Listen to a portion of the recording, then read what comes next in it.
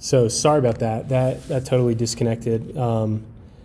So just kind of the last thing that I just wanted to touch on is that this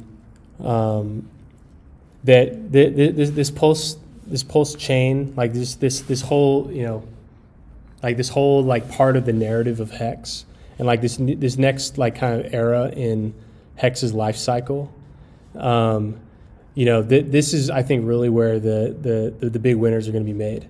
And so definitely, luckily, like this isn't like a urgent thing to do. Like this stuff is months or years off. Like this is hard stuff to execute on, and it could end up getting solved. And like maybe it's just like, maybe this issue with gas somehow gets resolved, and then it could just happen by the hex price being so valuable, and so there's other solutions to not moving off the chain.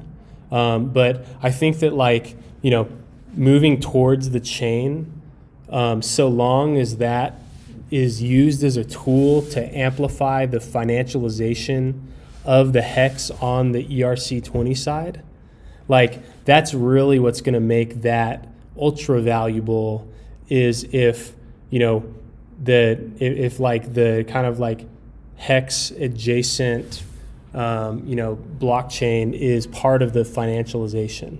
And so that comes with good bridges, that comes with good onboarding materials, it comes with good data, which like if you look at the history of the hex ecosystem, like Richard and co built the they built the hex contract, but then the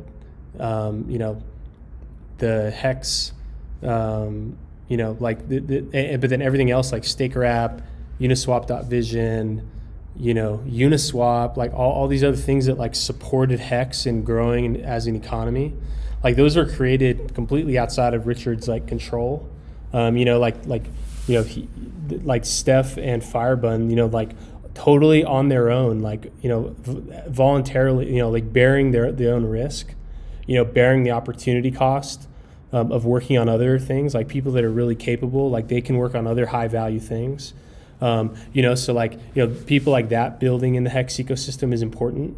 Having like big stakeholders, and so I think that the people that are building the things that really amplify the development of hex, which somewhere here Firebun says what that amount is. Let me see if I can quickly find it.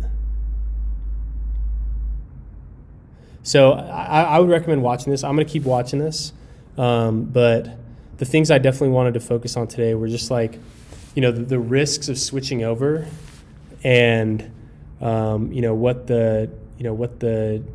just like how to approach this new like type of like speculative event that could be happening in the future in the hex economy. So I'm actually just going to go ahead and sign off. Go ahead and watch part 1. That was before my internet cut off. It keeps flashing that it's having issues. So let me. This isn't going to be a good stream. So we'll follow up next time. We'll continue to monitor this, but really exciting moment for hex. There's going to be big opportunity here. Anytime there's uncertainty, there's opportunity, and so we're going to be continuing to monitor this as it unfolds. So really exciting stuff. So we'll go ahead and sign off here. Check out the part 1, and we'll talk to y'all soon.